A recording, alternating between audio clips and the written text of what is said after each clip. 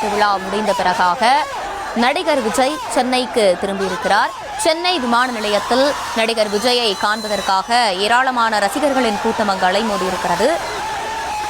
நடிகர் விஜயை பார்த்து ரசிகர்கள் ஆரவாரம் செய்திருக்கக்கூடிய அந்த காட்சிகளையும் பார்த்து வருகிறோம். மலேசியாவில் இசை வெளியீட்டு விழா முடிந்த பிறகாக நடிகர் விஜய் சென்னைக்கு திரும்பியிருக்கிறார். சென்னை விமான நிலையத்தில் நடிகர் விஜய் வந்த பொழுது ரசிகர்களின் கூட்டம் அலைமோதி இருக்கிறது.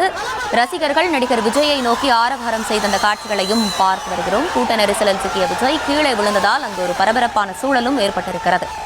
அண்மை செய்தியாக தற்போது பார்த்து வருகிறோம். தொடர்ந்து விரிவான விவரங்களோடு இணைகிறார் நம்முடைய செய்தியாளர் அஜய். அஜய் வணக்கம். இசை வெளியீட்டு விழாவிற்கு பிறகாக நடிகர் விஜய் சென்னை திரும்பியிருக்கிறார்.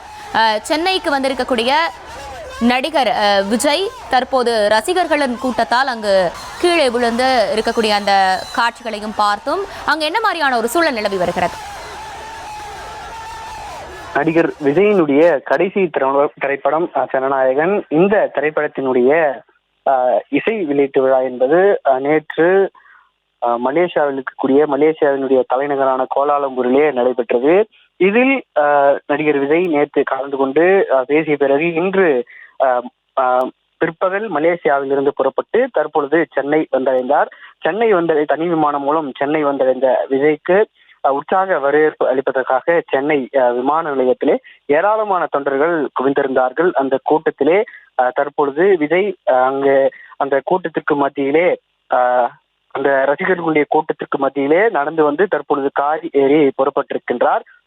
எப்பொழுதுமே நடிகர் விஜய் செல்லக்கூடிய இடங்கள் எல்லாமே ரசிகர்களுடைய கூட்டம் என்பது அலைமோதி காணப்படும்.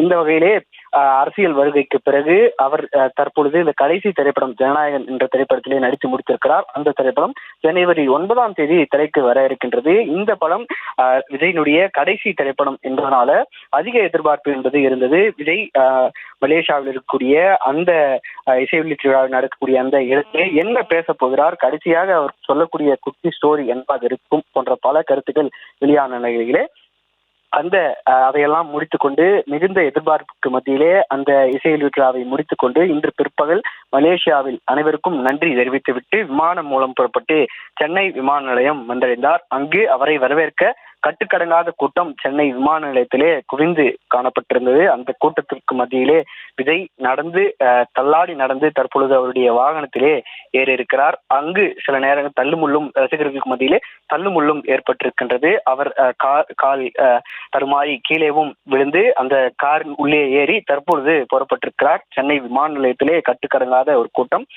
தற்பொழுது விஜய் அங்கிருந்து புறப்பட்டு அவருடைய நீலாங்கரை இல்லத்திற்கு தற்பொழுது புறப்பட்டு சென்றிருக்கின்றார்.